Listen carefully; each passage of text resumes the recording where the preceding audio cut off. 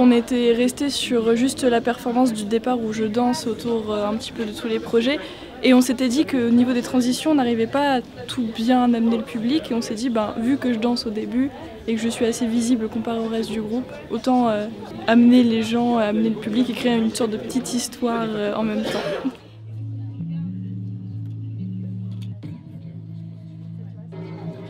Moi j'ai été mise sur le coup parce que je fais de la dramaturgie sur le spectacle Cheval de la vie. Je les ai rencontrés à l'ESSAC à Cambrai. C'est eux vraiment qui ont pensé la chose. C'est-à-dire que moi je leur ai envoyé un petit texte pour les mettre en jambe, quoi. Enfin, leur donner des pistes, des questions, des réflexions à partir desquelles ils pouvaient élaborer. Dans mon projet, ce que j'ai fait, c'est que j'ai récupéré des photos de mes ancêtres et j'ai utilisé l'intelligence artificielle pour leur redonner une sorte de vie. Partons, tendre fillette, partons vers l'inconnu.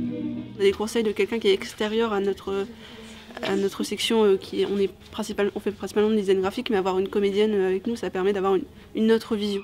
Il y avait cette proposition aussi de Léo de permettre aux spectateurs de faire un collage collectif un peu en mémoire de nos morts.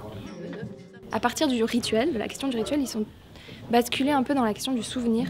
Ça, très clairement, c'est la grand-mère italienne dont on entend l'ambiance sonore et puis ils font vivre la chose en mangeant un plat qu'elle cuisine.